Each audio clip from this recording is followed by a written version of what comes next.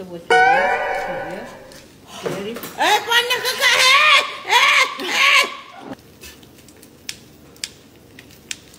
Apa lagi? Okey ni. Ni besar sangat. Kasih tu.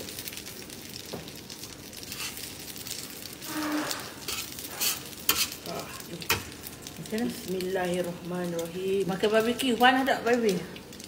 Nak coret dia. Coret dia. Nak coret dia. Tak terus atas. Ha? Tak terus atas. Okey, kejap. Okey. Bukan nak datang ni?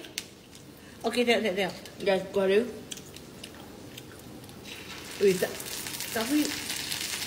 apa? Ni suara cita-cita saya Cik B. Tak sedang Cik B.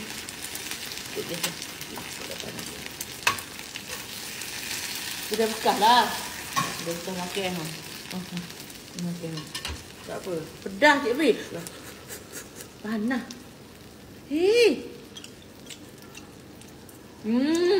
Sedap. Sekejap kuting tu. Tak apa Cik suka. Suka macam tu? Kuting. Tak asyik. Oh.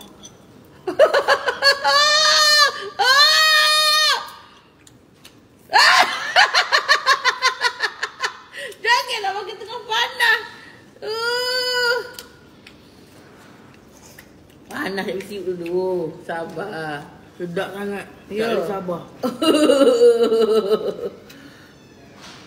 Perut guys. Panas. Panas.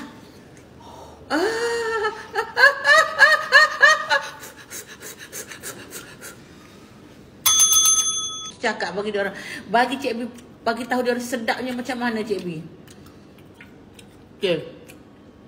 Sedap dia. Rasa dia sangat penuh rasa. Sangat sedap, sangat creamy. Sangat lembut.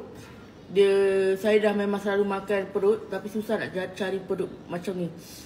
Tadi dia keras, kita dah biarkan lama, boleh reheat balik, dia lembut balik.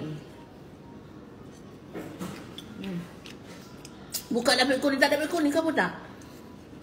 Ada, dengar sini, you all. Okey, dengar sini. You all, ni perut dia ni, yang kita masak dalam ni 2 paket. Yang kita buat ni 2 paket. Dia 2 paket. Dia hadir dengan macam ni.